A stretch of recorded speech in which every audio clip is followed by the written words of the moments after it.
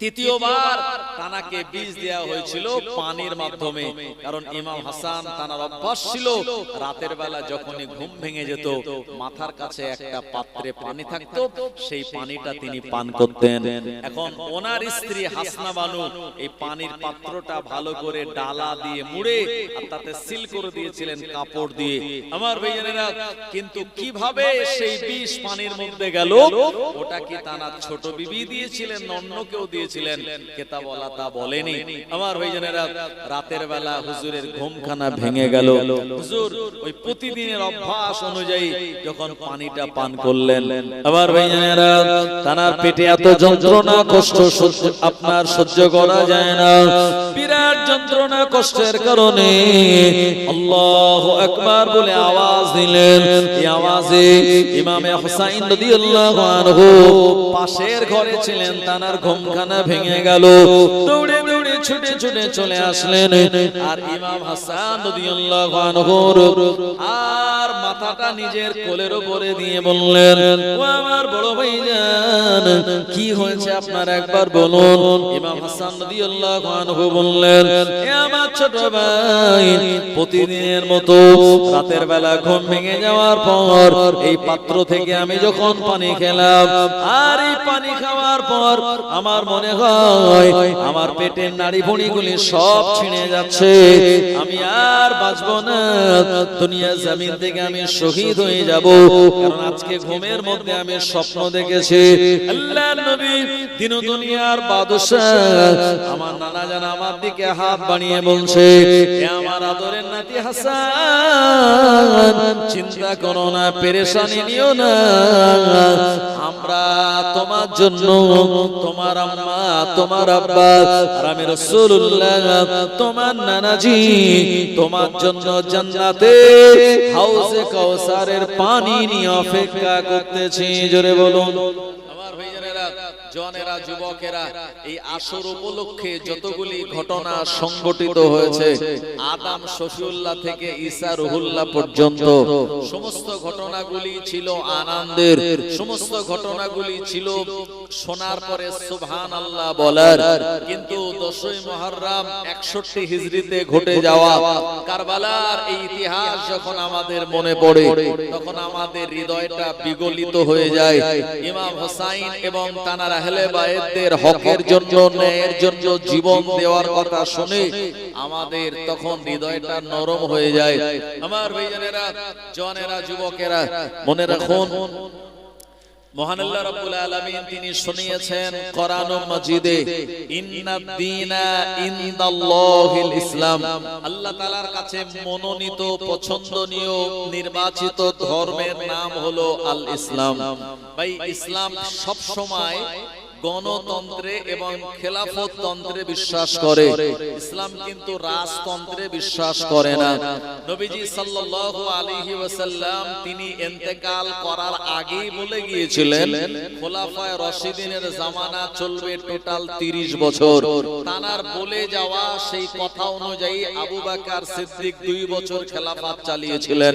2 বছর পর স্বাভাবিকভাবে দুনিয়ার জমিন থেকে তিনি ইন্তেকাল করেছিলেন।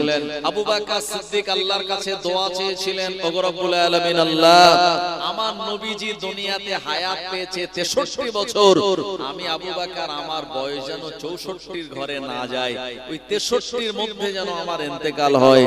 মহান আল্লাহ রাব্বুল আলামিন সেই আবু বকর সিদ্দিকের নবীর প্রতি এই ভালোবাসা কবুল করে নিয়ে 63 বছর বয়সে দুনিয়ার জমিন থেকে নবীজির ইন্তেকালের 2 বছর পর বিদায় নিয়েছিলেন। ইন্না লিল্লাহি ওয়া ইন্না ইলাইহি রাজিউন।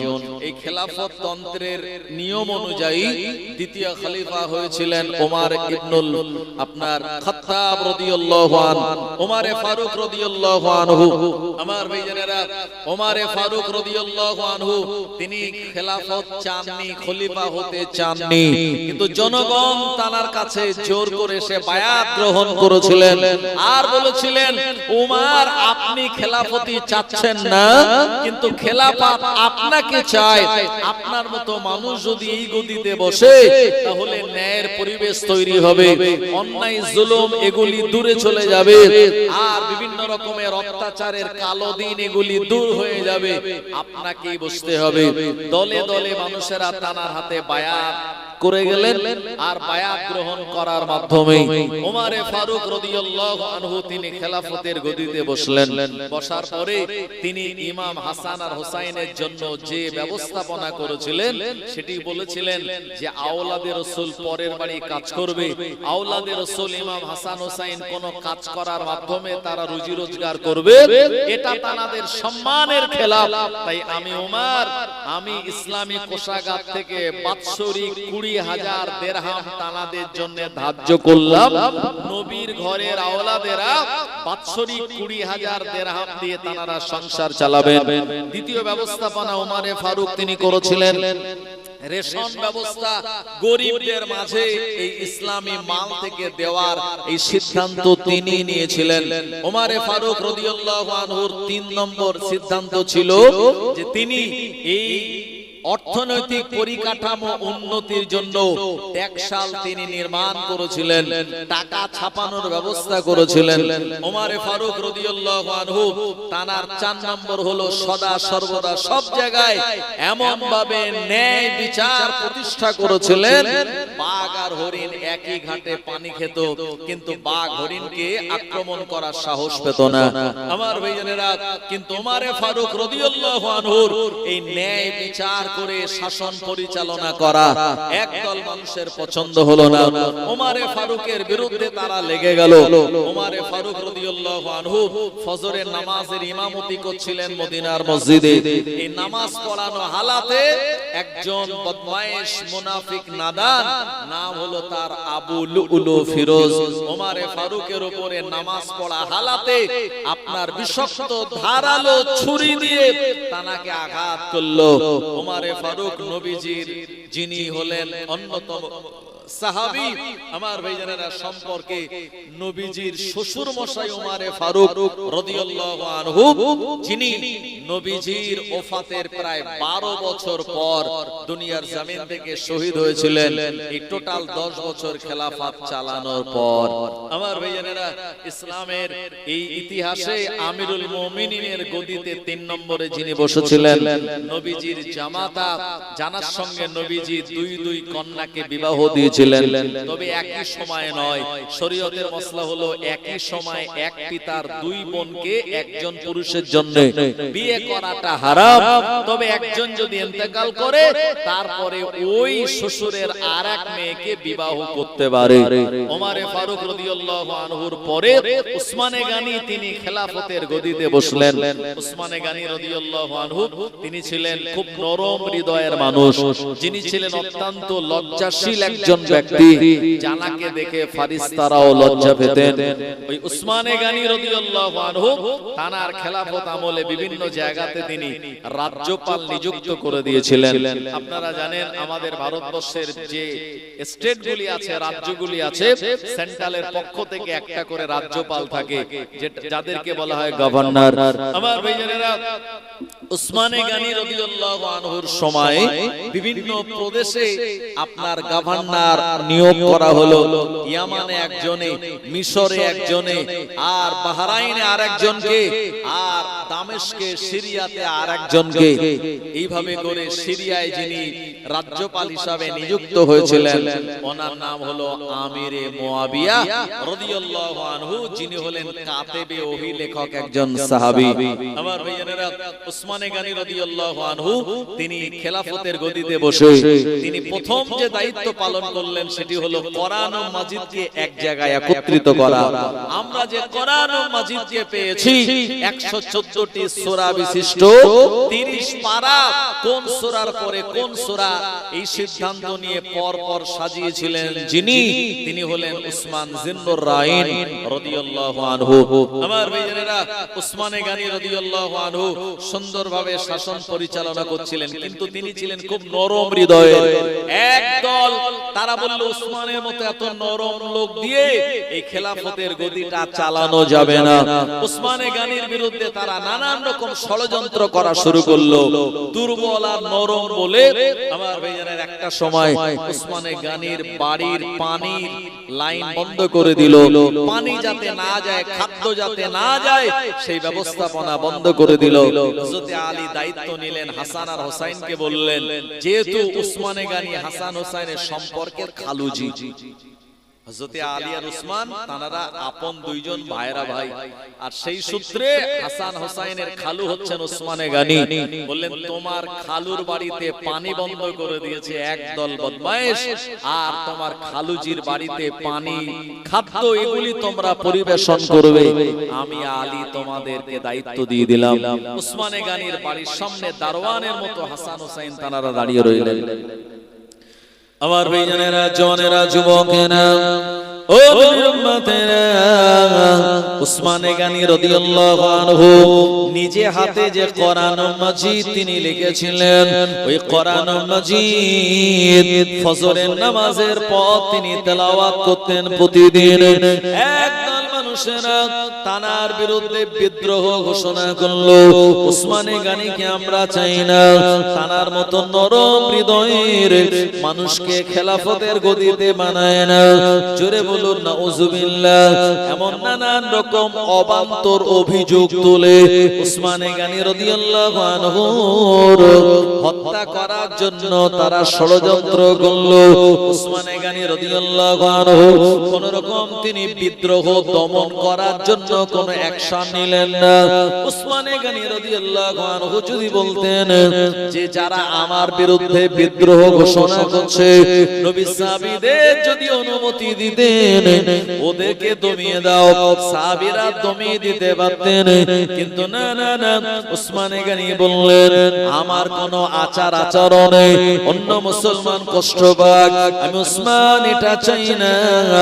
উসমানে গানি তিনি ওই রকম বিদ্রোহ দমন না করার জন্য তাদের উগ্রতা আরো বেশি বেড়ে গেল। আমার ভাইজানেরা, একদিন ফজরের নামাজের পর উসমানে গানি তিনি কোরআন মাজিদ তেলাওয়াত করতেছিলেন, আর কোরআন মাজিদ তেলাওয়াত করা অবস্থায় একদল দুষ্কৃতীরা তানার বাড়ির পাঁচিল টপকে আর তানার দাড়ি মোবারক খানা ধরে তানার গর্দানের উপরে ছুরি চালিয়ে দিয়ে জনমের মতো তানাকে শহীদ করে দিয়েছিল। সবাই বলুন ইন্না লিল্লাহি ওয়া ইন্না ইলাইহি রাজিউন। একজন সাহাবী, নবীর জামাতা, জানার লাকাব হলো জামিউল কোরআন, তারপরেও তানাকে শহীদ হতে হলো শুধুমাত্র নরম, শুধুমাত্র তানার ইহসানের জন্য। আবার ভাইজানেরা, এরপরে খেলাফতের গদিতে বসবে কে? ওই আমিরে মুয়াবিয়া বললেন, আমি হলাম উসমানে গানির পরে খলিফা, যিনি সিরিয়ার দামেস্কের একজন রাজ্যপাল ছিলেন।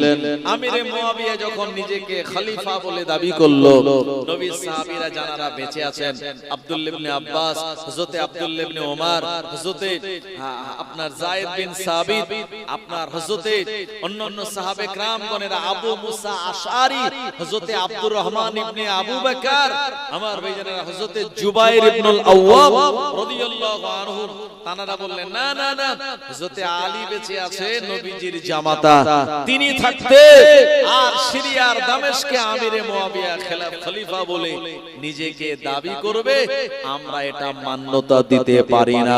আমার ভাইজানেরা, এদিকে হযরতে আলীর হাতে হাত দিয়ে মক্কা মদিনা সাহাবীরা বায়াত গ্রহণ করে নিয়েছেন, আর আমিরে মুয়াবিয়া ওইদিকে সে খেলাফতের দাবিদার নিয়ে নিজেকে খলিফা বলে দাবি করে দিয়েছে।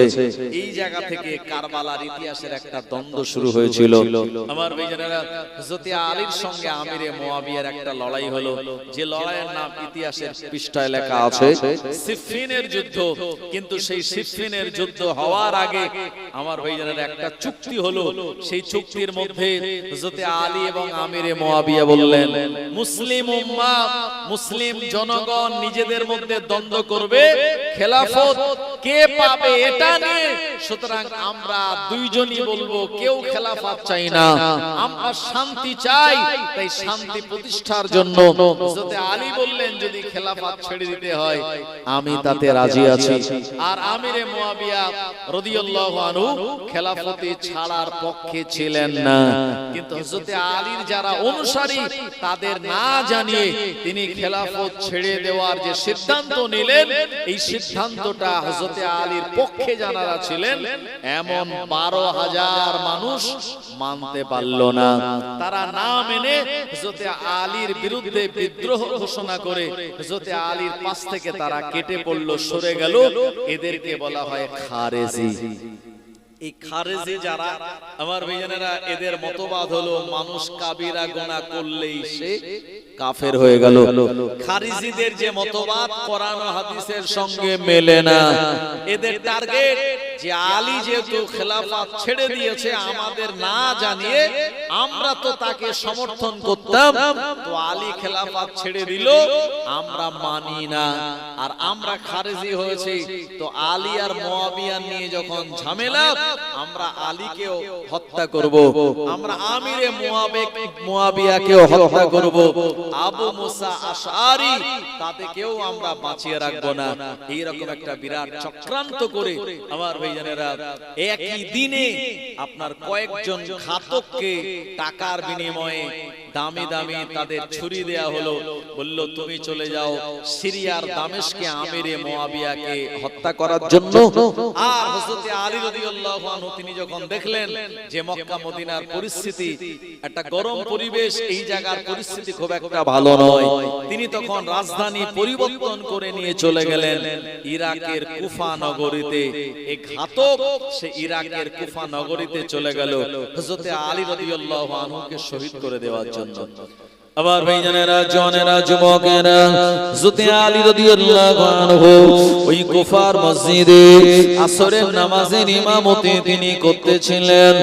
আর একজন ঘাতক খারেজি, নাম হলো তার আব্দুর রহমান বিন মুলজিম, এই নামাজের মুসল্লি সেজে ওই নামাজের কাতারের মধ্যে চলে গেল, সামনের কাতারে দাঁড়িয়ে রইল। হযরত আলী রাদিয়াল্লাহু আনহু দ্বিতীয় রাকাত নামাজ আদায় করে,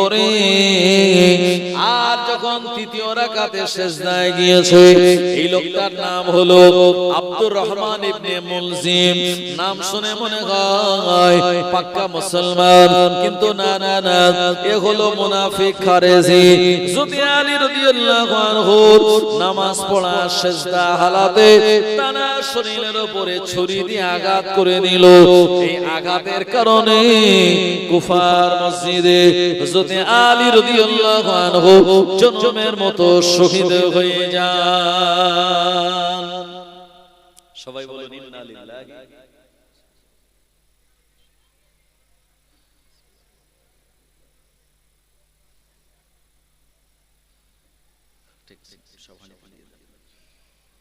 তো হযরত আলী রাদিয়াল্লাহু আনহুকে যে লোকটা ছুরি দিয়ে আঘাত করলো, নাম তার আব্দুর রহমান বিন মুলজিম, কিন্তু লোকটা পাক্কা খারেজি।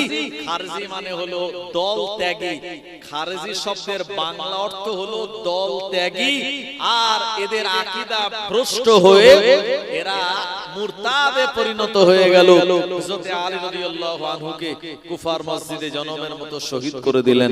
আমার ভাইজানেরা, এরপরে নবীজির সেই নির্দেশ অনুযায়ী, নবীজির সেই হাদিস অনুযায়ী আবু বকর সিদ্দিকের 2 বছর খেলাফত, ওমরে ফারুকের 10 বছরের খেলাফত, ওসমানে গানির 12 বছরের খেলাফত, আর হযরত আলী 6 বছরের খেলাফত। এই 2, 10, 12, 6 টোটাল 30 বছর কমপ্লিট হয়ে গেল। গেল। এই 30 বছর কমপ্লিট হয়ে যাওয়ার পর আমার ভাইজানেরা এরপরে খলিফা হবে কে? আমিরে মুয়াবিয়া বলল আমি হলাম খলিফা গোটা মুসলিম জাহানের। আর উমাইয়া খেলাফতের প্রতিষ্ঠাই হলো আমিরে মুয়াবিয়া রাদিয়াল্লাহু আনহু। আমার ভাইজানেরা, তো ইমামে হাসান হযরতে আলীর বড় সন্তান, তিনি যখন হায়াতে, মক্কা মদিনার সাহাবীরা বললেন আওলাদে রাসূল আছে ইমাম হাসান আর হুসাইন, তাকে আমরা খলিফা বলে মানি, আমরা আমিরে মুয়াবিয়াকে মানি না। কেন মানি না?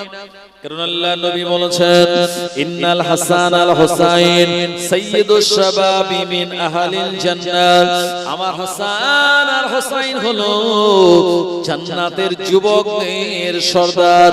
শুধু তাই নয়, আল্লাহর নবী দিন ও দুনিয়ার বাদশাহ নবী পাক সাল্লাল্লাহু আলাইহি ওয়াসাল্লাম ইমাম হাসান আর হুসাইনকে এত মহব্বত করতেন, ভালোবাসতেন। জুমার নামাজে ইমাম হাসান হুসাইনকে কোলে নিয়ে নবীজি খুতবা দিয়েছেন। শুধু তাই নয়, ইমাম হাসান হুসাইন নানাজির কাছে আবদার করেছেন, নানা জান আমরা ঘোড়া চড়তে চাই। আল্লাহর নবী বললেন এ আমার আদরের নাতি, না না না, তোমার নানা গরীব, তোমার নানার কাছে তেমন তো ঘোড়া নাই যেটা চড়িয়ে তোমাদের সন্তুষ্টি করতে পারে। ও আমার ভাইয়েরা, এই কথা বলার পর ইমাম হাসান হুসাইনের মনটা খারাপ হয়ে গেল। আল্লাহর নবী থাকতে না বেরে তার পিঠটাকে সোজা করে দিলেন, হাঁটুটা মদিনার মসজিদে লাগিয়ে দিলেন, হাত দুটো মদিনার মসজিদে লাগিয়ে দিয়ে ইমাম হাসান হুসাইনকে পিঠে করে নিয়ে ঘোড়া চড়ার শখ মিটিয়ে দিয়েছিলেন। জোরে বলুন সুবহানাল্লাহ। ও আমার ভাইয়েরা, ইমাম হাসান হুসাইনের নামটা দুনিয়ার কোন মানুষের দেওয়া নাম নয়। আল্লাহর নবীকে আমার আল্লাহ মেরাজের রাতের বেলা আপনার সিদরাতুল মুনতাহা নামক গাছের পাতায় হাসান হুসাইনের নামকে লুকিয়ে রেখে দিয়েছিলেন। এই নামটা আল্লাহ পাক তার নবীকে মেরাজের দিনে বললেন। আর প্রিয় নবী জেনে গেলেন আমার সন্তান ফাতেমাকে আমি যখন বিবাহ দেব, আমার আল্লাহ ফাতেমার ঘরে যে সন্তান দেবে তার একজনের নাম হবে হাসান, আর একজনের নাম হবে হুসাইন। আর এ নাম হলো আমার আল্লাহর জান্নাতি নাম, আমার আল্লাহর নিজের পছন্দ করা নাম। জোরে বলুন সুবহানাল্লাহ। এই হাসান আর হুসাইনরা টোটাল 5 ভাই বোন ছিলেন, মানে ফাতেমার টোটাল সন্তান ছিল 5 জন। তার মধ্যে 2 জন কন্যা আর 3 জন পুরুষ। আমরা অনেকেই জানি হাসান হুসাইন হয়তো ফাতেমার একমাত্র এই 2 জনই সন্তান, আর কেউ ছিল না। কিন্তু না, আম্মা জান ফাতেমার টোটাল 5 জন সন্তান, হাসান হুসাইন, আর ছোট ছেলের নাম হলো মুহসিন, আর মেয়েটির নাম হলো উম্মে কুলসুম, আর একটা মেয়ের নাম হলো যায়নাব। আমার ভাইজানেরা, এই টোটাল 5 জন সন্তান ছিল আম্মা জান ফাতেমার। তো এই 3 পুত্র সন্তানের মধ্যে হাসান হুসাইন তারা হায়াত পেয়েছিলেন, আর মুহসিন ছোটবেলায় দুনিয়ার জমিন থেকে বিদায় নিয়েছিলেন। আর 2 জন কন্যা তারাও বেঁচে ছিলেন এবং তাদেরও বিবাহ শাদী হয়েছিল, এবং তাদের বংশ থেকে আওলাদ দুনিয়াতে বাহির হয়েছিল। আমার ভাইজানেরা, জনেরা, যুবকেরা, মদিনায় সাহাবীরা বললেন যে হাসান হুসাইনের এত মর্যাদা, এত দাম, আর আমিরে মুয়াবিয়া খেলাফতের দাবি করবে, আমরা এটা মানতে পারি না। মক্কা মদিনার সাহাবীরা এসে দলে দলে ইমাম হাসান হুজুরের হাতে হাত দিয়ে তারা বায়াত গ্রহণ করলেন যে হুজুর আপনি আমাদের ইমাম, আপনি মদিনার মসজিদে ইমামতি করবেন, আপনি যেমন ভাবে বলবেন আমরা তেমন ভাবে চলবো। জুমার দিনে অন্য কোন ব্যক্তির খুতবা আমরা শুনতে চাই না, আপনি খুতবা দেবেন আর আমরা শুনবো। আর আপনার খুতবা শুনে আমাদের মনে হবে নবীজি চলে গিয়েছে, কিন্তু নবীজির মুহাব্বতের আওলাদ ফাতেমা, আর ফাতেমা লাল হাসান খুতবা দিচ্ছে, আমাদের জানটা 10 হাত হয়ে যাবে। জোরে বলেন সুবহানাল্লাহ। একটু জোরে বলবেন না সুবহানাল্লাহ। ধরুন ফুরফুরা শরীফ থেকে কোন হুজুরকে দাওয়াত করেছেন আপনারা, হুজুর না এসে যদি হুজুরের ছেলেটাকে পাঠায় তবে একটু সান্ত্বনা পাবে কমিটি, আর ছেলে না পাঠিয়ে যদি বাইরের কোন মাওলানা পাঠায় তো আমাদের ভালো লাগবে? আমার ভাইয়েরা, তো সাহাবীরা বললেন নবীজি যেখানে খুতবা দিতেন সেই জায়গায় আমিরে মুয়াবিয়ার খুতবা আমাদের পছন্দ নয়। ইমাম হাসান যদি খুতবা দেয় তাও খানিকটা মনটা আমাদের সান্ত্বনা পাবে। আবার ভাইয়েরা, জওয়ানেরা, যুবকেরা, আমিরে মুয়াবিয়া নিজেকে বিরাট বড় খলিফা বলে দাবি করলো, কিন্তু না না না, তানাকে দেখতে মানুষের ভিড় লাগে না। তিনি যেখানে যায় মানুষজন তো যায় না, মুসাফা করে না। কিন্তু ইমাম হাসান রাদিয়াল্লাহু আনহু যে এলাকাতে তিনি যান মানুষেরা দলে দলে তানাকে ঘিরে ধরে, তানাকে সংবর্ধনা জানায়, তানাকে সম্মান জানায়। ও আমার ভাইজানেরা, আমিরে মুয়াবিয়া কাছে এটা বিরক্তির কারণ হয়ে গেল। আমিরে মুয়াবিয়ার রাজ দরবারে একজন পরামর্শদাতা ছিল, ওই পরামর্শদাতার নাম হলো মারওয়ান। তাকে জিজ্ঞেস করা হলো কোন কাজ করলে আমার মর্যাদা, আমার সম্মান বাড়বে? আমার ভাইজানেরা, মারওয়ান পরিষ্কার ভাবে জানিয়ে দিয়েছিল ইমাম হাসান যতদিন হায়াতে থাকবে তার সুন্দর আদর্শ আখলাক, তার দূরদর্শিতা, তার পারদর্শিতা, তার ইলম, তার সুন্দর নীতিবাক্য মানুষেরা শুনতেই থাকবে। আপনাকে মানুষেরা প্রত্যাখ্যান করবে না না না, ইমাম হাসান বেঁচে থাকলে আপনি সম্মান পাবেন না। ও আমার ভাইজানেরা, আমিরে মুয়াবিয়া রাদিয়াল্লাহু আনহু ইমাম হাসানের বিরুদ্ধে অ্যাকশন নিলেন না, কিন্তু আমিরে মুয়াবিয়ার বেটা ইয়াজিদ ইমাম হাসানের বিরুদ্ধে অ্যাকশন নিয়েছিল দুনিয়ার জমিন থেকে তানাকে সরিয়ে দেওয়ার জন্য। আমার ভাইজানেরা, মক্কা মদিনা শরীফের মানুষেরা যখন ইমাম হাসানের ভক্ত, অন্যান্য এলাকার মানুষেরা, আপনার ইয়ামান বলুন, সিরিয়া বলুন, দামেস্ক বলুন, এই সমস্ত এলাকার মানুষেরা আমিরে মুয়াবিয়ার খেলাফতটা তারা মেনে নিয়েছে।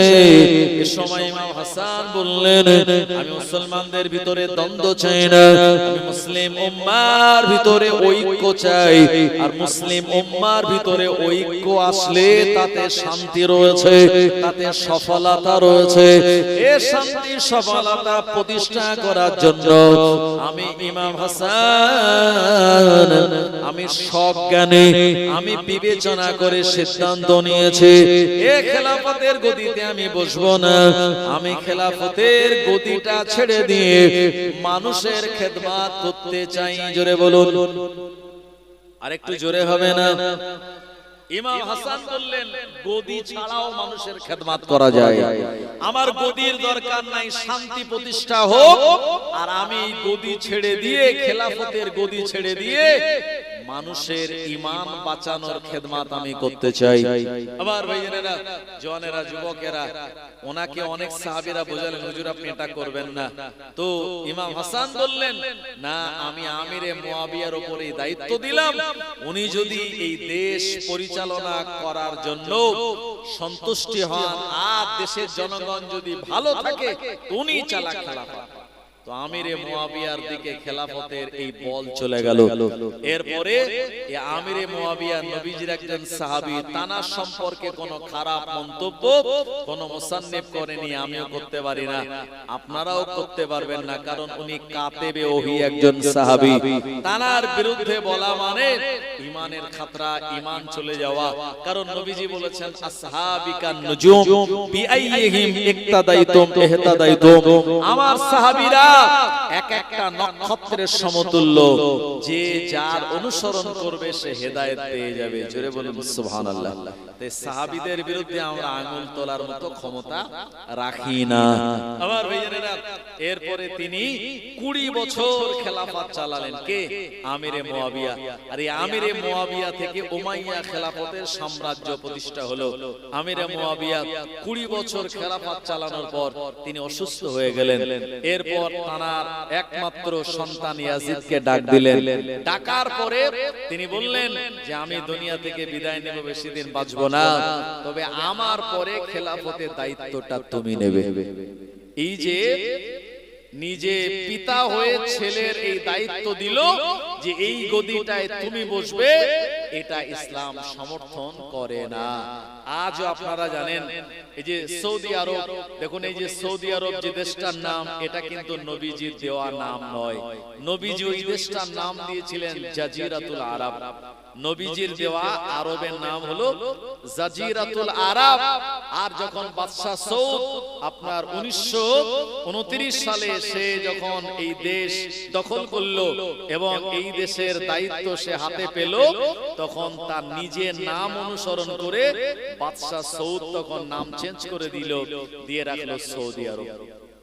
সেখান থেকে সেই রাজতন্ত্র চলে আসছে, তার ছেলে বাদশাহ, তার ছেলে বাদশাহ, সালমানের বেটা মোহাম্মদ, এইভাবে আব্দুল আজিজের বেটা সালমান, সালমানের বেটা মোহাম্মদ, এই যে বাপের পরে ছেলে, তারপরে আবার ছেলে, এই যে রাজতন্ত্র, ইসলাম এটা সমর্থন করে না।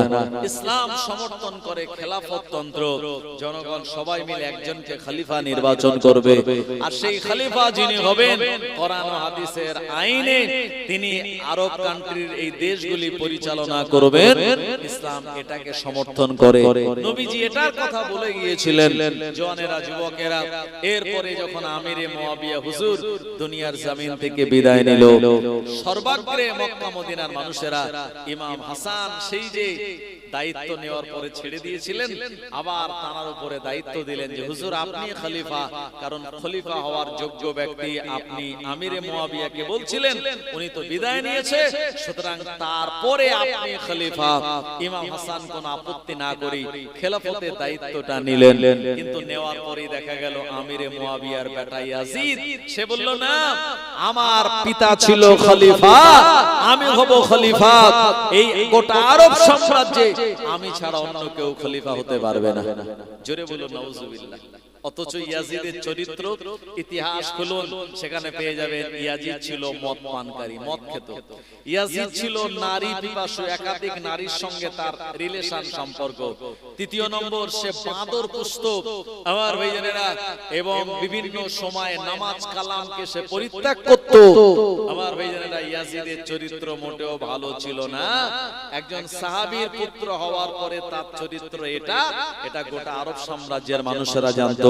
সবাই প্রতিবাদ করে বলল, যে গদিতে আবু বকর সিদ্দিক, যে গদিতে ওমর ফারুক, ওসমান গনি, আলী রাদিয়াল্লাহু আনহু বসেছে, ওই গদিতে বসবে ইয়াজিদের মতো পাপাচার? না, আমরা এটা কোনো মতে মেনে নিতে পারি না। ইয়াজিদ শুনলো যে আমাকে মক্কা মদিনার মানুষ খলিফা বলে মানবে না, তারা অলরেডি ডিক্লেয়ার করে দিয়েছে। ইয়াজিদ তার যে আমলা নাম তার মারওয়ান, বলল কি করা যায়? বলল হাসানকে সরাতে হবে দুনিয়া থেকে। কিভাবে? গুপ্তচর লাগিয়ে দিল। সিরিয়ার দামেস্ক থেকে একজন মানুষ চলে আসলো, মারওয়ান, এসে মদিনার অলিতে গলিতে খুঁজে এক লোভী নারীকে পেয়ে গেল, যার নাম হলো মাইমুনা। তার হাত দিয়ে আর বিষ দিয়ে দিল, আর বলল ইমাম হাসানের বাড়িতে ঢুকবে, এই বাড়িতে কি মাইনাস পয়েন্ট আছে এটা খুঁজে বার করতে হবে। আমার ভাইয়েরা, জওয়ানেরা, যুবকেরা, একজন মহিলা নাম তার মাইমুনা প্রবেশ করল ইমাম হাসান হুজুরের ঘরে। তানার ঘরে দুজন বিবি, একজন হলেন হাসনা বানু আর একজন হলেন জায়েদা। জায়েদা অনেক সুন্দরী মহিলা, কিন্তু ইমাম হাসানের বাড়িতে তানার স্ত্রী হিসাবে থাকা এটা তার কাছে যেন কেমন একটু আপনার অসন্তুষ্টির কারণ। এটা মাইমুনা যখন উপলব্ধি করলো, তাকে প্রলোভন দিতে লাগলো, লোভ দিতে লাগলো, বলল আহারে কত সুন্দর তুমি, তোমার থাকা দরকার ছিল সুন্দর চেয়ারে, তোমার গায়ে স্বভাবে তো দামি দামি অলংকার, কিন্তু তুমি তো হাড়ি থালা মেজে তোমার হাতকে কালো করে ফেলেছো। বারবার যখন কান ভাঙাতে লাগলো, কানে বিষ দিতে লাগলো, জায়েদা বলল আমি অফার পেতে গেলে আমায় কি করা লাগবে? বেশি কিছু নয়, খালি বিষটা আর তোমার স্বামী ইমাম হাসানকে খাইয়ে দেবে। আমার ভাইজানেরা, আপনারা জানেন যে প্রথমবার বিষ দিয়েছিল ওই মধুর মাধ্যমে। এরপরে ইমাম হাসান হুজুরের পেটে প্রচন্ড কষ্ট, জ্বালা, চলে গেলেন নবীজির রওজায়, আল্লাহর কাছে দোয়া চাইলেন, আর নানা জানের ওসিলা দিয়ে আল্লাহ পাক তার দোয়া কবুল করলেন, পেটের বিষটাকে আল্লাহ পানি করে দিলেন। এরপর স্ত্রীকে কিছুই বলেননি, তবে স্ত্রীর প্রতি তিনি একটু সন্দিহান হয়ে পড়েছিলেন। ওই জায়েদা নামক স্ত্রীর কাছে বেশি কিছু খেতেন না। এরপরে যখন বিষে কাজ হলো না, দ্বিতীয় দিনে বীজ দিল কি দিয়ে জানেন? আপনার সুন্দর পাকা পাকা খেজুর দিয়ে। ইমাম হাসান রাদিয়াল্লাহু আনহু তিনি খাচ্ছিলেন না, কিন্তু কিছু খেজুরে যাতে বিষ মেশানো ছিল আর কিছুতে ছিল না। যেগুলো ছিল না, জায়েদা যখন তুলে তুলে খাচ্ছে, ইমাম হাসান যখন এটা বিশ্বাস করে খেজুর তুলেছেন আসলে বিষ মেশানো, খেজুর তুলে খেয়ে নিয়েছেন। আবারও পেটে একই প্রবলেম, বুঝতে পেরেছেন আমাকে বিষ পান করানো হয়েছে। দেরি না করে নানা জান রাসূলুল্লাহর দরবারে গেলেন, সেখানে গিয়ে আল্লাহর কাছে দোয়া চাইলেন নানা জানের ওসিলা দিয়ে। আর নবীজির ওসিলা দিয়ে দোয়া চাইলে আল্লাহ তো দোয়া কবুলই করেন। আমার ভাইজানেরা, পেটের বিষটাকে আল্লাহ দ্বিতীয়বার পানি করে দিলেন। এরপরে তৃতীয়বার তানাকে বীজ দেওয়া হয়েছিল পানির মাধ্যমে, কারণ ইমাম হাসান তানার অভ্যাস ছিল রাতের বেলা যখনই ঘুম ভেঙে যেত মাথার কাছে একটা পাত্রে পানি থাকতো, সেই পানিটা তিনি পান করতেন। এখন ওনার স্ত্রী হাসনা বানু এই পানির পাত্রটা ভালো করে ডালা দিয়ে মুড়ে আর তাতে সিল করে দিয়েছিলেন কাপড় দিয়ে। আমার ভাইজানেরা, কিন্তু কিভাবে সেই বিষ পানির মধ্যে গেল ওটা কি তানার ছোট বিবি দিয়েছিলেন না অন্য কেউ দিয়েছিলেন? কেতাবওয়ালা তা বলেনি। আমার ভাইজানেরা, রাতের বেলা হুজুরের ঘুমখানা ভেঙে গেল। হুজুর ওই প্রতিদিনের অভ্যাস অনুযায়ী যখন পানিটা পান করলেন, আমার ভাইজানেরা, তানার পেটে এত যন্ত্রণা কষ্ট আপনার সহ্য করা যায় না। বিরাট যন্ত্রণা কষ্টের কারণে আল্লাহু আকবার বলে আওয়াজ দিলেন। এই আওয়াজে ইমামে হুসাইন রাদিয়াল্লাহু আনহু পাশের ঘরে ছিলেন, তানার ঘুমখানা ভেঙে গেল। দৌড়ে দৌড়ে ছুটে ছুটে চলে আসলেন আর ইমাম হাসান রাদিয়াল্লাহু আনহুর আর মাথাটা নিজের কোলের উপরে দিয়ে বললেন, ও আমার বড় ভাইজান, কি হয়েছে আপনার একবার বলুন। ইমাম হাসান রাদিয়াল্লাহু আনহু বললেন, এ আমার ছোট ভাই, প্রতিদিনের মতো রাতের বেলা ঘুম ভেঙে যাওয়ার পর এই পাত্র থেকে আমি যখন পানি খেলাম, আর এই পানি খাওয়ার পর আমার মনে হয় আমার পেটের নাড়ি ভুঁড়িগুলি সব ছিঁড়ে যাচ্ছে, আমি আর বাঁচবো না, দুনিয়া জমিন থেকে আমি শহীদ হয়ে যাব। কারণ আজকে ঘুমের মধ্যে আমি স্বপ্ন দেখেছি আল্লাহর নবী দিন দুনিয়ার বাদশা আমার নানা জান আমার দিকে হাত বাড়িয়ে বলছে, হে আমার আদরের নাতি হাসান, চিন্তা করো না, পেরেশানি নিও না, আমরা তোমার জন্য, তোমার আম্মা, তোমার আব্বা আর আমি রাসূলুল্লাহ তোমার নানাজি তোমার জন্য জান্নাতে হাউজে কাউসারের পানি নিয়ে অপেক্ষা করতেছি। জোরে বলুন। ইমাম হাসান বললেন, স্বপ্ন যেহেতু দেখেছি স্বপ্ন বিফলে যাবে না, আমি বিদায় নিয়ে চলে যাব। ইমাম হুসাইন বললেন, বড় ভাই আপনি এমনটা বলবেন না। আমার ভাইজানেরা, এমন সময় ইমাম হুসাইন হুজুর ওই পানির পাত্রটা দূর করে ছুঁড়ে দিলেন। ছুঁড়ে দেওয়ার পর এই পানিটা কত মারাত্মক বিষাক্ত, এটা জমিনে পড়ে টকটক করে ফুটতে লাগলো। ইমাম হুসাইন রাদিয়াল্লাহু আনহু তিনি বুঝতে পারলেন, আর ইমাম হুসাইন তিনি এতটুকু বুঝলেন কত মারাত্মক বিষ আমার বড় ভাইটাকে খাইয়ে দেওয়া হয়েছে। আমার ভাইজানেরা, গোটা বডিটা নীল হয়ে আর ইমাম হুসাইনের হাতখানা ধরে বলেছিল, এ আমার ছোট ভাই হুসাইন, আমার বেটা কাসেম রয়েছে, তোমার বেটি সাকিনা রয়েছে, আমার ইচ্ছা ছিল তাদের দুইজনের বিবাহ দেওয়া, কিন্তু না না না, আমার এই মনের বাসনা পূর্ণ হলো না, আমি বিদায় নিয়ে চলে যাচ্ছি আল্লাহর জান্নাতে, তবে আমার ওসিয়তটা তুমি পালন করবে। এ কথা বলে কালেমায়ে শাহাদাত পড়তে পড়তে ইমাম হুসাইনের কোলের উপরে মাথা দিয়ে ইমাম হাসান রাদিয়াল্লাহু আনহু জনমের মতো শহীদ হয়ে গেলেন। আমার ভাইয়েরা, বড় ভাইয়ের ইন্তেকাল ছোট ভাইয়ের কোলের উপরেই হলো, এটা অত্যন্ত বেদনাদায়ক। ইমাম হুসাইন রাদিয়াল্লাহু আনহু ঝরঝর করে কাঁদতেছিলেন যে বড় ভাইজান আমি বড় একা হয়ে গেলাম, আমার ভাইয়ানেরা, তো ইমাম হাসান হুজুরের কবরটা কোথায় দেয়া হবে? ইমাম হোসাইন বললেন আমার নানা জানের পাশে দেয়া হবে। কিন্তু ওই যারা ইয়াজিদের পক্ষের লোক, ওরা বিরোধিতা করে বলল না না, রাসূলুল্লাহর মাজারের পাশে ইমাম হাসানের মাজার দেওয়া যাবে না। এরা বিরোধিতা করে গন্ডগোল হট্টগোল শুরু করলো। পরবর্তীতে ইমাম হাসানের মাজারটা মদিনার জান্নাতুল বাকি কবরস্থানে দেয়া হয়েছিল। যে জান্নাতুল বাকি কবরস্থানে ইমাম হাসান হুজুরের মাজার আছে। আল্লাহ আমাকে জিয়ারত করিয়ে এনেছেন, আমি গিয়ে ইমাম হাসান হুজুরের মাজার জিয়ারত করেছি। আমার ভাইয়ানেরা, জওয়ানেরা, যুবকেরা, এ কোচিরা, তোমরা এখানে চিল্লামিল্লি করলে তো মুশকিল হচ্ছে। একটু দরুদ শরীফ আল্লাহুম্মা সাল্লি আলা সাইয়্যিদিনা। আমার ভাইয়ানেরা, জওয়ানেরা, যুবকেরা, ইমাম হাসান হুজুরের শহীদ হয়ে যাওয়ার পর এরপরে গোটা মক্কা মদিনা আশপাশে যত এলাকার নবীজির বিশিষ্ট সাহাবীরা সবাই বললেন খলিফা ইয়াজিদ নয়, খলিফা হলেন ইমামে হোসাইন। আমার ভাইয়ানেরা, ইমাম হোসাইন বলেন আমি অত্যন্ত ব্যথিত, আমার বড় ভাই ইমাম হাসান দুনিয়া থেকে বিদায় নিয়েছে। আমার আব্বাজান আলীকেও ওই কুফার মসজিদে ছুরি মেরে তানাকে শহীদ করে দেয়া হয়েছে। আমার বড় ভাই তানাকে বিস্মান করানো হয়েছে। আমার মনটা খুব ব্যথিত। আমি খেলাফতের এই গদি চাই না, আমি এই জায়গায় বসতেই চাই না। কারণ এই হক আর ন্যায়ের নেতৃত্ব দিতে গিয়ে আমার আব্বা জান চলে গেলেন, আমার বড় ভাই জান বিদায় নিয়েছেন, আমি গদিতে বসতে চাই না। কিন্তু সাহাবীরা সবাই বললেন বুঝতে পেরেছে আপনার মনের অবস্থা, তাই বলে ইয়াজিদের মতো নারী পিপাসু, মদপানকারী, নামাজ পরিত্যাগকারী একজন নালায়েককে বসাবেন, এটা তো মেনে নেওয়া যায় না। হুজুর আমরা আপনাকে নিরাপত্তা দেব, আপনি হলেন আমাদের খলিফা। ইমাম হুসাইন তিনি খলিফা হবেন না, কিন্তু সবাই শুনলেন না, সবাই বলে তানাকে রাজি করিয়ে খেলাফতের গদিতে বসালেন।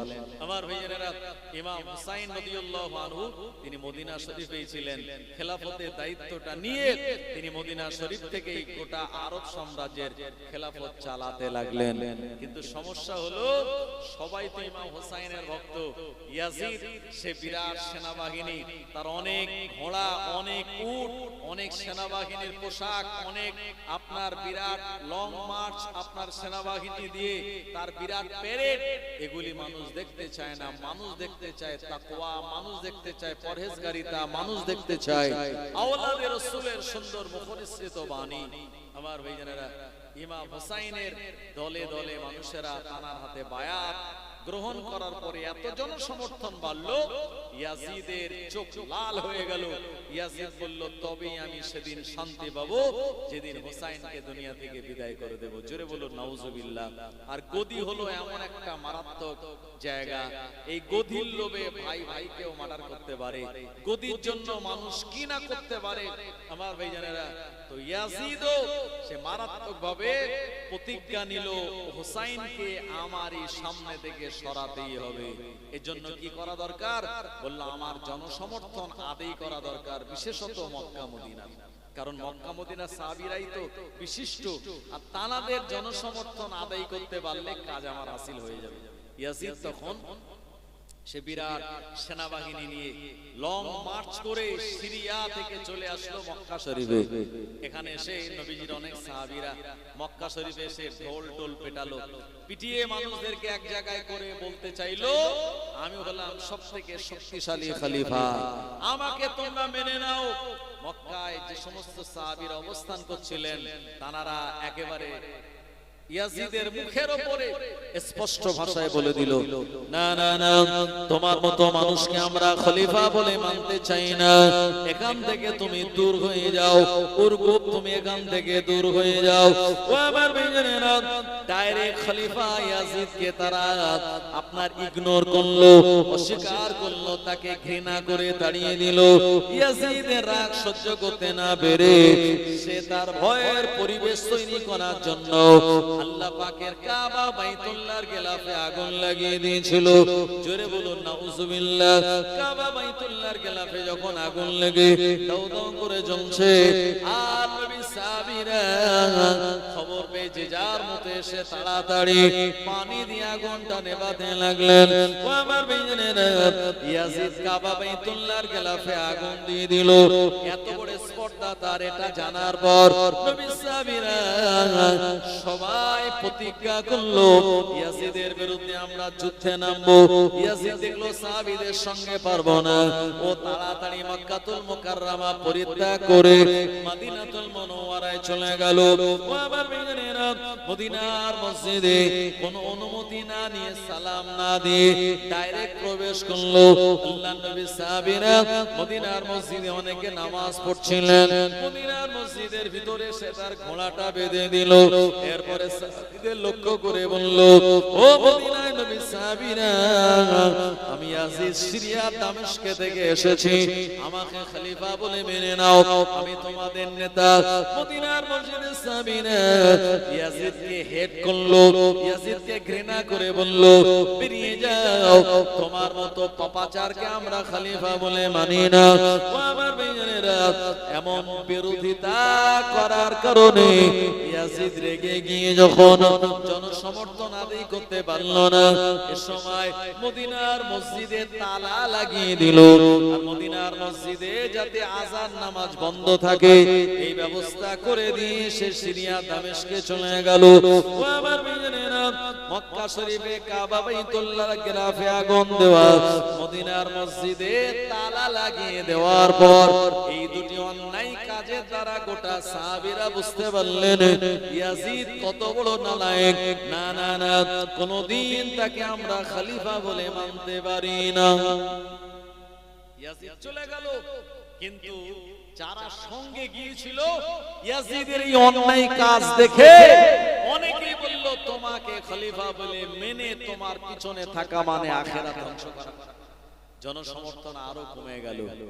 এরপরে ইমামে হুসাইন রাদিয়াল্লাহু আনহু তিনি যখন মদিনা শরীফে আছেন, আর ইয়াজিদ সে তখন টাকা ইনকাম বেশি করার জন্য আপনার ইয়ামানে, ওমানে, আরব আমিরাতে, আপনার ইরাকে, ইরানে, বিভিন্ন জায়গাতে সে কর চাপালো, ট্যাক্স চাপালো। আমার ভাইজানেরা, এই ট্যাক্স যখন চাপিয়ে দিল তখন মানুষের অতিষ্ঠ হয়ে গেল। ফসল চাষ করলে তার ট্যাক্স দিতে হবে। এরপরে আপনার যদি উট থাকে উটেরও ট্যাক্স দেওয়া লাগবে, আপনার ছাগল বকরি থাকলে তার ট্যাক্স দেওয়া লাগবে, জমি জায়গা থাকলে তার ট্যাক্স দেওয়া লাগবে, খেজুর বাগান থাকলে তার ট্যাক্স দেওয়া লাগবে। এই যে কর, জিএসটি চাপ যখন মানুষের উপরে বাড়িয়ে দিয়ে টাকা তোলা শুরু করলো, মানুষ এই অত্যাচার অতিষ্ঠ হয়ে বিশেষ করে ইরাকের কুফার মানুষেরা ইয়াজিদের বিরুদ্ধে সরাসরি বিদ্রোহ ঘোষণা করে বলল, এই রকম লোককে আমরা চাই না। আমার ভাইজানেরা, এরপরে ইমাম হুসাইনকে তারা চিঠি লেখা শুরু করলো, হুজুর আমরা আপনার আব্বা আলীর সমর্থক, আপনি চলে আসুন এই কুফাতে, আমরা আপনাকে পেলে আপনার হাতে হাত দিয়ে বায়াত গ্রহণ করব, আর আমাদের দম বন্ধ হয়ে যাচ্ছে, আপনি চলে আসুন। এইভাবে চিঠি লেখা শুরু করলেন। একটা নয়, দুটো নয়, আল বিদায়া ওয়ান নিহায়া কিতাবের মুসান্নিফ বলেছেন 150 খানা চিঠি যখন দিয়েছিল, শেষ চিঠি লেখা ছিল, হুজুর আপনি যদি না আসেন তো কিয়ামতের দিন আপনার নানা জানের সামনে আল্লাহকে সাক্ষী রেখে আপনাকে আসামির কাঠগড়ায় দাঁড় করাবো। ইমাম হুসাইন হুজুর এই চিঠির শেষ বাক্যটা পড়ে তিনি সিদ্ধান্ত নিলেন, আমি ওই মদিনা শরীফ থেকে চলে যাব কুফার জমিনে। মদিনার সাহাবীরা হযরত আব্দুর রহমান ইবনে আবু বকর, আব্দুল্লাহ ইবনে ওমর, হযরত জুবায়ের, এনারা বললেন, না হুজুর আমরা একটা যুক্তি দিই, আপনি আগে যাবেন না, আপনি একজনকে প্রতিনিধি আগে পাঠিয়ে দিন, ওই প্রতিনিধি ওখানকার পরিস্থিতি খবর নেওয়ার পরে আপনাকে জানাবে, তারপরে আপনি বার হবেন। ইমাম হুসাইন বললেন ঠিক আছে। ইমাম হুসাইন তানার প্রতিনিধি করে দূত করে জানাকে পাঠিয়েছিলেন, ওনার নাম হলো মুসলিম বিন ওয়াকিল রাদিয়াল্লাহু আনহু। ওনাকে বললেন তুমি চলে যাও, আর সেখানে বায়াত গ্রহণ করবে আমার পক্ষ থেকে, আর বলবে আমি ইমাম হুসাইনের একজন প্রতিনিধি, ওখানকার মানুষের পরিস্থিতি কি এটা দেখার পর আমার চিঠি দেবে, চিঠি পাওয়ার পর আমি আমার পরিবার বর্গকে নিয়ে কুফার দিকে রওনা হয়ে যাব। আমার ভাইজানেরা, জনেরা, যুবকেরা, ও নবীর উম্মতেরা, ইমাম মুসলিম বিন ওয়াকিল উনি চলে গেলেন কুফার জমিনে। এখানে যাওয়ার পরে বললেন, আমি এসেছি ইমাম হোসাইনের প্রতিনিধি হয়ে।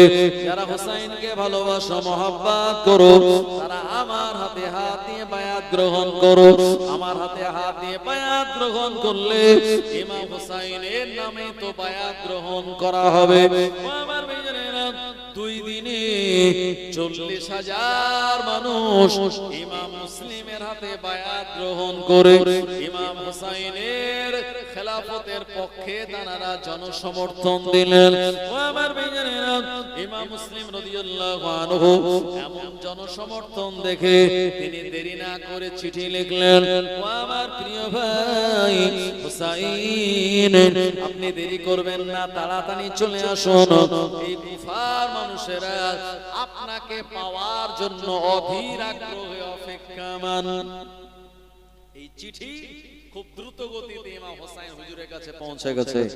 এখন এই আপনার ওই কুফার যে গভর্নর ছিল, যেটা ইয়াসিদ দিয়েছিল, ওই গভর্নরের নাম, রাজ্যপালের নাম হলো নোমান বিন বাশির। নবীর আওলাদের প্রতি তার ভালোবাসা মহব্বত ছিল, এইজন্য হোসাইনের নামে বায়াত হচ্ছে, তিনি কোনো প্রতিবাদ করেননি। এরপরে উমাইয়া সম্প্রদায়ের কিছু লোক ইয়াজিদের কাছে খবর দিল, এই ব্যাপার, আপনি খলিফা অথচ ইয়াজিদের নামে বায়াত হচ্ছে কুফায়। সঙ্গে সঙ্গে আমার ভাইজানেরা, ওই ইয়াজিদ একজন লোককে তুলে আনলো কোথা থেকে? ইয়ামান থেকে। ওই ইয়ামানে যে লোকটা রাজ্যপাল ছিল তার নাম হলো ওবাইদুল্লাহ বিন জিয়াদ। ইতিহাসের পৃষ্ঠায় যাকে তার বংশগত ত্রুটি রয়েছে। আমার ভাইজানেরা, এরকম একজন লোককে সে চিঠি দিয়ে বলল, নোমান বিন বাশিরকে পদত্যাগ করিয়ে ওই গদিতে তুমি বসবে, আর মুসলিম যে হোসাইনের নামে বায়াত নিয়েছে এটা কঠোর হাতে তুমি দমন করবে। আর ওবাইদুল্লাহ বিন জিয়াদ সে নির্দেশ পেয়ে কুফাতে চলে আসলো। নোমান বিন বাশিরকে পদত্যাগ করিয়ে ওই গদিতে বসে গেল। নোমান বিন বাশির বললেন, গদির দরকার নাই, আমার দরকার আওলাদে রাসূলের ভালোবাসার মহব্বত। আমার ভাইজানেরা, এরপরে ওবাইদুল্লাহ বিন জিয়াদ ঘোষণা দিয়ে দিল, এ কুফার জনগণেরা, যারা হুসাইনের নামে বায়াত নিয়েছো, ইমাম হুসাইনকে যারা খলিফা বলে মেনে ইমাম মুসলিমের হাতে হাত দিয়ে যারা বায়াত নিয়েছো, আমি তাদের বায়োডাটা আমার সকল কিছু জানা, আর আমি তোমাদের এক এক করে না এই জায়গায় থাকতে গেলে বর্ষতা স্বীকার করে থাকা লাগবে। আমার ভাইজানেরা, ওবাইদুল্লাহ বিন জিয়াদের হুঙ্কার শুনে দুর্বল হৃদয়ের আর ঈমান যাদের দুর্বল ছিল, আমার ভাইজানেরা, এরা সঙ্গে সঙ্গে বায়াতটাকে উইড্র করে নিয়ে বাঁচার জন্য বলল, ও ওবাইদুল্লাহ বিন জিয়াদ, মাফ করে দাও, ক্ষমা করে দাও, আমরা তো ইয়াজিদের দলের লোক। জোরে বলেন নাউজুবিল্লাহ। আজ হচ্ছে বাঁচার জন্য এ দল ও দল করছে। আমার ভাইজানেরা, ওরা সঙ্গে সঙ্গে 2 দিন আগে ইমাম মুসলিমের নামে বায়াত নিল, আর 2 দিন পরে এই হুঙ্কার শুনে তারা বলল, না না, আমরা ইয়াজিদেরকেই খলিফা বলে মেনে নেই। জোরে বলেন নাউজুবিল্লাহ। ইমাম মুসলিম দেখলেন এখানকার পরিস্থিতি তো খুব একটা ভালো নয়, আমাকে যারা খলিফা বলে মানলো, এখন তারা তো চাপে পড়ে তারা তাদের এই ওয়াদাকে ভঙ্গ করে দিয়েছে। নবীজি বলেছেন, লা ঈমানা লিমান লা আমানাত লাহু, যার ভিতরে আমানতদারি নাই তার ভিতরে ঈমান নাই।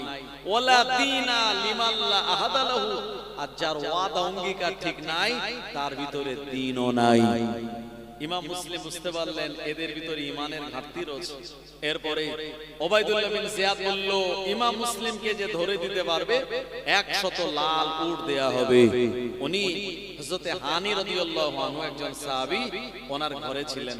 এরপরে হযরতে হানি যখন বুঝতে পারলেন যে ইমাম মুসলিমকে ধরার জন্য ওই ওবাইদুল্লাহ বিন জিয়াদ গোয়েন্দা বাহিনী ফিট করে দিয়েছে, উনি সংবাদ দিয়ে বলেন, হুজুর, আপনি আমার ঘর থেকে অন্য একটা ঘরে আশ্রয় নিন, কারণ এই ব্যাপারটা জানাজানি হয়ে গেছে। হযরতে হানিকে ওবাইদুল্লাহ বিন জিয়াদ ডাকলো, এ ওবাইদুল্লাহ বিন জিয়াদ, আমি বলছি ওই ইমাম মুসলিমকে তাড়াতাড়ি আমার কাছে ধরে আনো।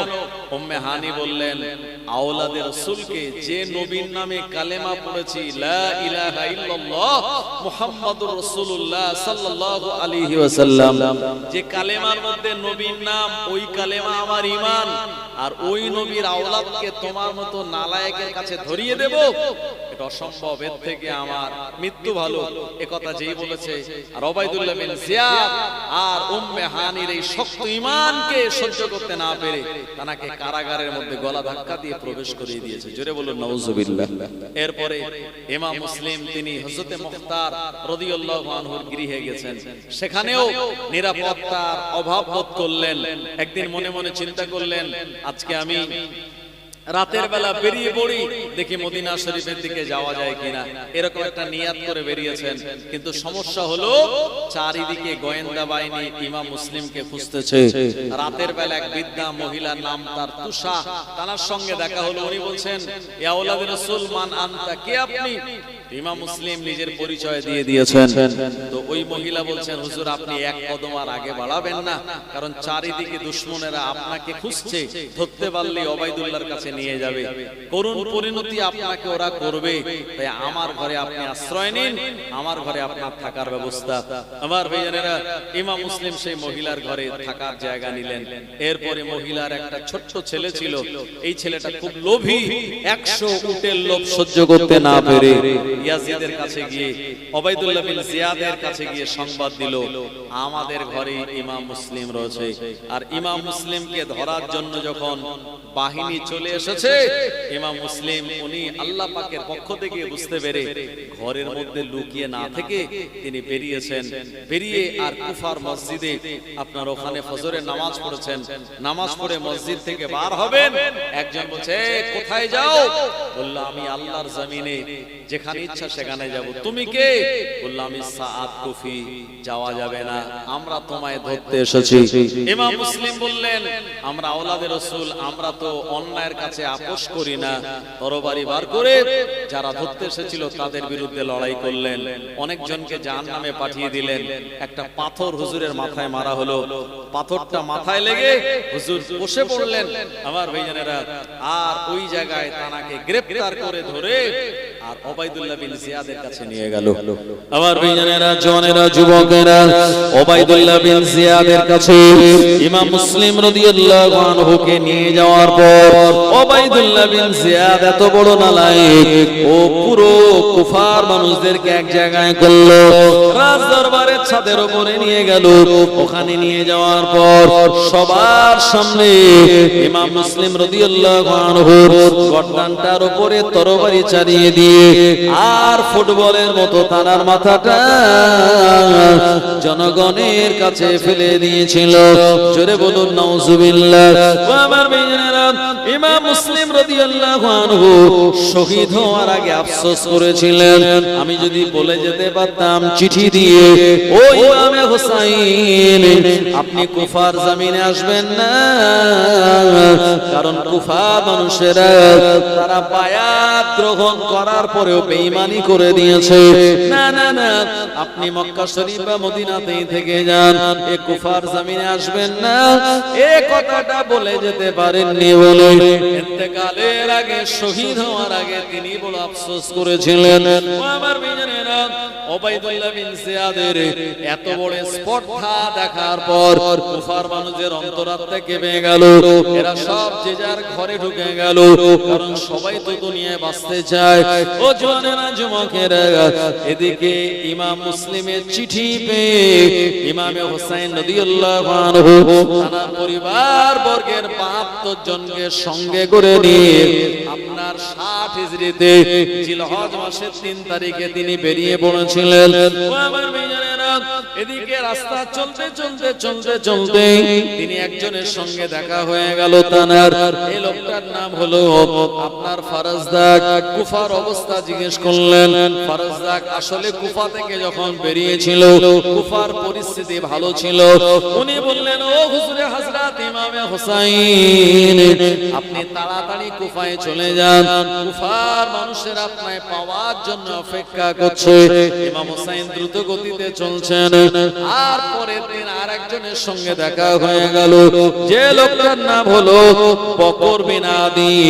ইনি কুফা থেকে বেরিয়ে মদিনা শরীফের দিকে যাচ্ছিল।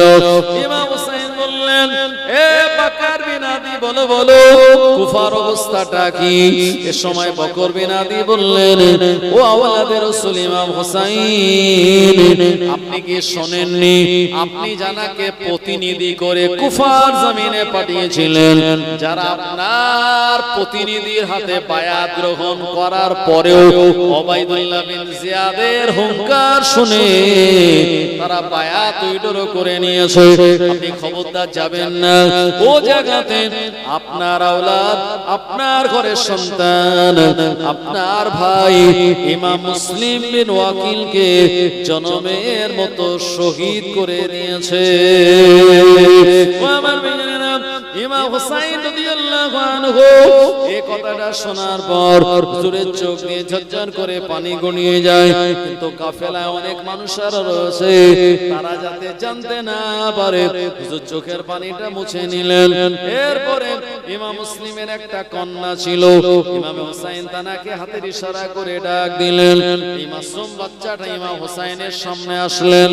ইমাম হুসাইন রাদিয়াল্লাহু আনহু ইমাম মুসলিমের এই ছোট্ট বাচ্চাটার মাথায় হাত বোলাতে লেগেছেন।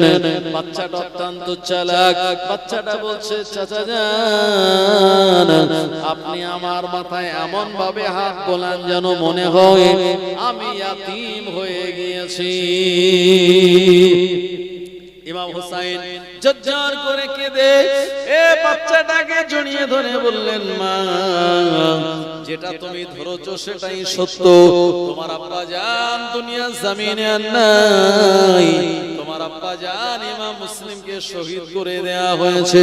গোটা কাফেলার মধ্যে এই সংবাদ যখন চলে গেল, কাফেলার মানুষেরা ঝরঝর করে কাঁদতে লাগলেন।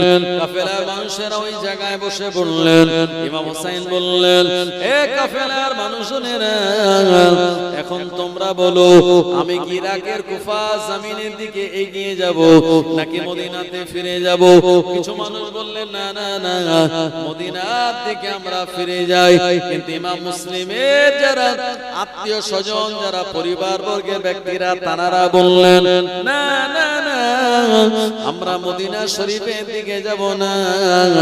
বিনা কারণে আমাদের হুজুরকে যারা শহীদ করে দিল তাদের বিরুদ্ধে কৈফিয়ত তলব না করে আমরা মদিনা শরীফে যাব না। জোরে বলুন, আরেকটু জোরে বলেন সুবহানাল্লাহ। তানারা সেনাবাহিনীর ড্রেসে নেই, সাধারণ ড্রেসে, কিন্তু তারপরেও তানাদের মনের আবেগ বিনা কারণে ইমাম মুসলিমকে যারা শহীদ করলো তাদের বিরুদ্ধে লড়াই না করতে পারলো চোখের উপরে চোখ রেখে বলবো, এই অন্যায় অপরাধটা তোমরা কেন করলে? চলুন আমরা যাব সবাই। ইমাম হুসাইন দেখলেন বেশিরভাগ জনসমর্থন যাওয়ার দিকে, হুজুর যেতেই শুরু করলেন। খানিকটা দূর যাওয়ার পর ইরাকের বর্ডার পড়ল। সেই বর্ডারে আপনার আমরের নেতৃত্বে 1000-এর এক বিরাট বাহিনী, এরপরে হোরের নেতৃত্বে আর এক বাহিনী তিনি দেখলেন। দেখার পর ইমাম হুসাইন বললেন, তোমরা কারা? বলল, আমরা ইয়াসিদের সেনাবাহিনী। বললে, এখানে কেন?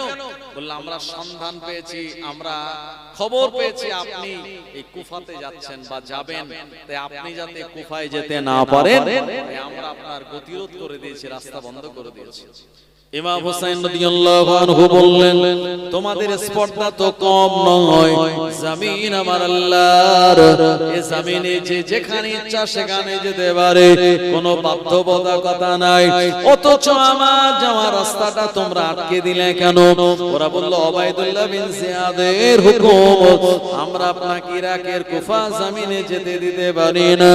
ও আমার ভাইজানেরা, ইমাম মুসলিম রাদিয়াল্লাহু আনহুর পরিবার বর্গের মানুষেরা, ইমাম হুসাইন তিনি বললেন, আমরা তো লড়াই করার জন্য যাই না, আমরা যুদ্ধ করার জন্য যাই না, আমরা শুধুমাত্র কুফার মানুষদের ওই চিঠির উত্তর দেওয়ার জন্য, তাদের কথা অনুযায়ী তাদের বায়াত নেওয়ার জন্য আমরা যাই। ওরা বলল, না না ইমাম হুসাইন, আমরা এক পা আপনাকে আপনাকে আগাতে দেব না। ইমাম হোসেন বললেন কি তাহলে আমায় করা লাগবে? ওরা বলল ইয়াজিদের নামে বায়াত গ্রহণ করতে হবে, ইয়াজিদকে খলিফা বলে মেনে নিতে হবে। ইয়াজিদকে আপনি যদি খলিফা বলে মেনে নেন তবেই আমরা আপনায় যাওয়ার পারমিশন দেব। ইমাম হোসেন কঠিন প্রতিবাদ করে বললেন একজন নালায়েক, একজন পাপাচার, একজন নারী পিপাসু, একজন মদপানকারীকে আমি খলিফা বলে মেনে তার বায়াত গ্রহণ করব, এটা কোনো মতেই সম্ভব নয়। ও আমার ভাইয়েরা, জনেরা, যুবকেরা, ইমাম হুসাইনের এমন কঠোর মনোভাব দেখে তারা বলল তাহলে আমরা আপনাকে আর এগোতে দিব না।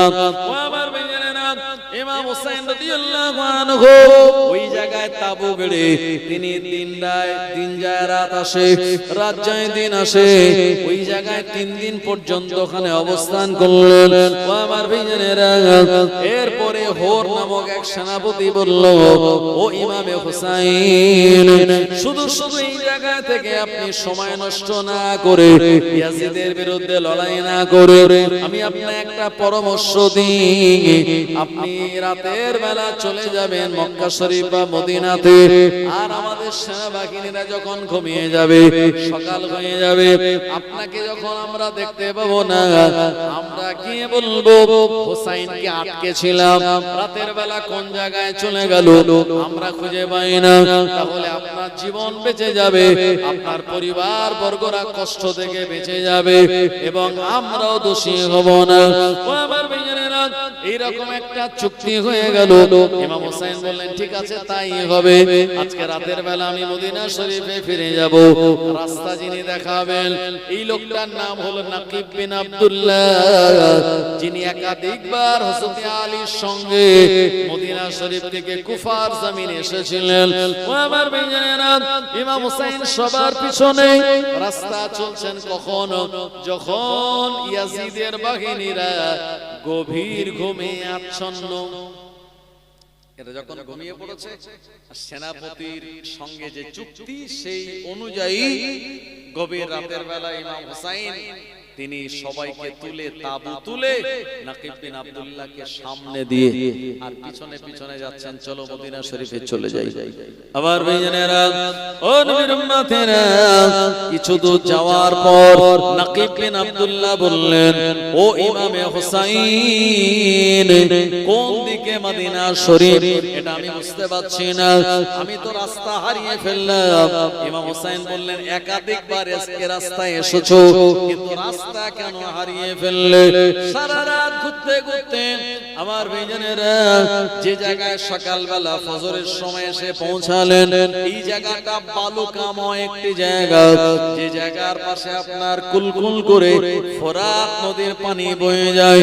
ইমাম হুসাইন বললেন সকাল হয়ে গেল, আমরা এখানে ফজরের নামাজ পড়ে নেব, আর এখানে আমরা তাবু গাড়ি, ফজরের নামাজ পড়া হয়ে গেল, দিনে যাতে মাথার উপরে রোদ না লাগে, তাবুর খুঁটি যখন পোতা হচ্ছিল, বালি সরানোর সঙ্গে সঙ্গে ওই জায়গা থেকে টাটকা রক্ত দেখতে পাওয়া যায়। ইমাম হুসাইন হুজুরের কাছে সংবাদ দেওয়া হলো। ইমাম হুসাইন রাদিয়াল্লাহু আনহু এটা শোনার পরে তিনি অবাক হয়ে একজন মানুষকে জিজ্ঞেস করলেন, আল্লাহর বান্দা তুমি কি বলতে পারো জায়গাটার নাম কি?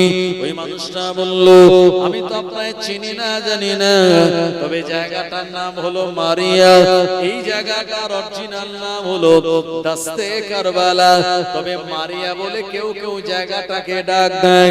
ইমামে হুসাইন রাদিয়াল্লাহু আনহু কারবালার নাম শোনার পর তারা মনে হয়ে গেল আমার নানা জান রাসূলুল্লাহ আমায় বলেছিল ও হুসাইন, সত্যের জন্য ন্যায়ের জন্য তোমায় লড়াই করতে হবে, আর সত্যের জন্য ন্যায়ের জন্য লড়াই করতে করতে তোমার জীবন চলে যাবে।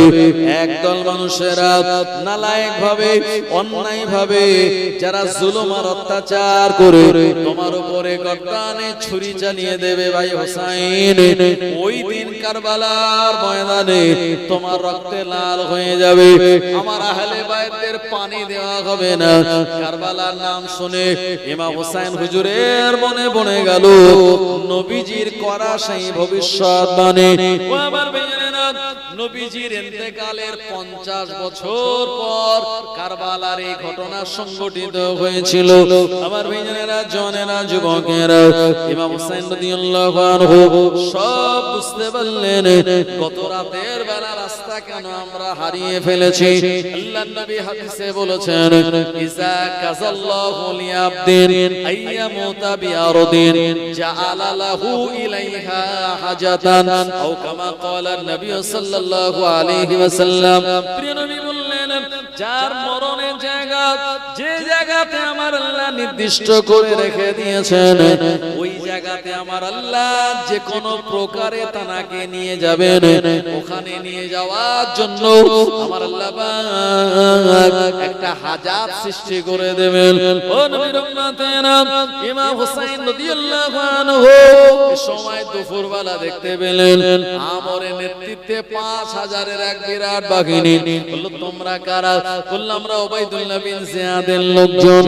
এরপর ইমাম হুসাইন বললেন, আমাদের তাবুতে শিবিরে যেহেতু পানি নাই, মস্কে পানি শেষ হয়ে গিয়েছে, দেখো দেখো আশপাশে কোন নদী পাওয়া যায় কিনা। আমার ভাইজানেরা, এমন সময় ইমাম হুসাইনের কয়েকজন সাথী ঘোড়া ছুটিয়ে নদী তালাশ করলেন। অল্প সময়ের পরে পেয়ে গেলেন নদী, কিন্তু নদীতে পানি আনতে গেলেই তানার বাধা দিয়ে বলা হলো, না না না, পানি দেওয়া হবে না। ইমাম হুসাইনের সাথী সঙ্গীরা বললেন, কেন দেওয়া যাবে না? বলল, ইয়াজিদের পক্ষ থেকে, উবাইদুল্লাহ বিন জিয়াদের পক্ষ থেকে নির্দেশ, তোমরা হুসাইনের সঙ্গী সাথী, হুসাইনের লোকজন, এইজন্য হুসাইনের সাথী সঙ্গীদের পানি কোনো মতেই দেওয়া যাবে না। ও নবীর উম্মতেরা, ইমাম হুসাইন হুজুরের কাছে সংবাদখানা যখন দেওয়া হলো, হুজুর তখন বুঝতে পারলেন আমার নানা জান আমাকে যে ওসিয়তগুলি করে গিয়েছিল সেইগুলি পরপর সব মিলে যাচ্ছে।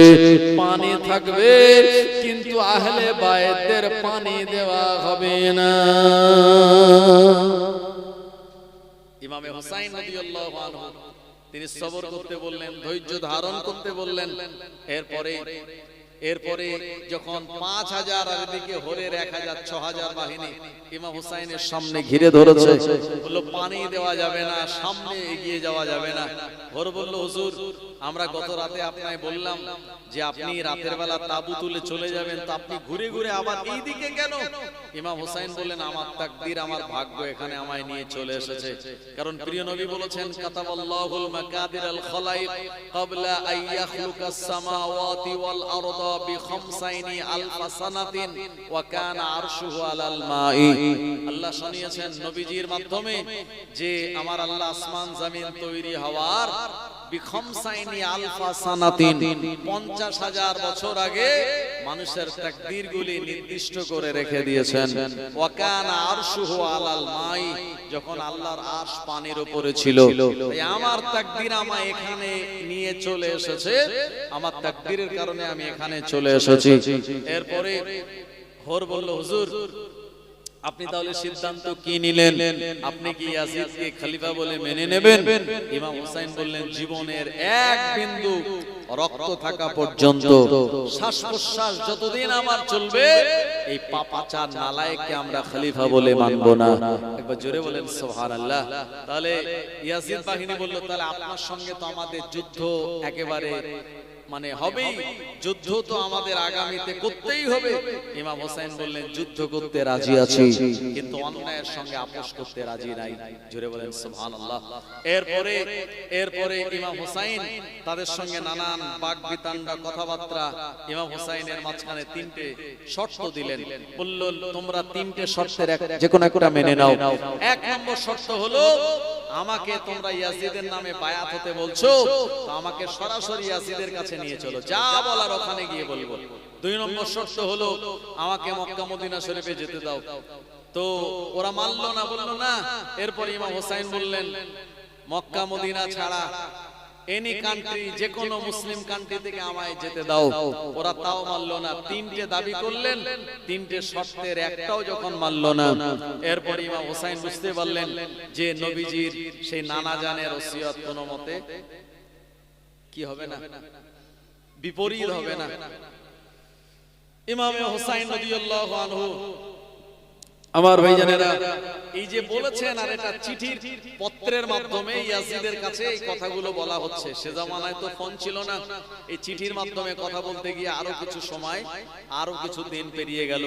আমার ভাইজানেরা, পরিশেষে দেখা গেল 9 মুহররম ইমাম হুসাইন রাদিয়াল্লাহু আনহু তানার বিরুদ্ধে লড়াই করার জন্য এরা যখন পূর্ব প্রস্তুতি নিয়ে রেখেছে, আর এরা বলল, ও হুসাইন, আর দেরি নয়, আজকে আমরা লড়াই করব। ইমাম হুসাইন বললেন, না না না, আজকে নয়, আজকের রাত হলো লাইলাতুল আশুরা। এই রাত অত্যন্ত গুরুত্বপূর্ণ রাত, এই রাত আল্লাহর ইবাদত বন্দেগীর রাত। এই আজকের দিনে রোজা রাখা এবং রাতের বেলা আল্লাহর ইবাদত বন্দেগী করা এবং দোয়া করা, এটি আল্লাহ তাআলার কাছে বড় পছন্দনীয়। নারে তাকবীর।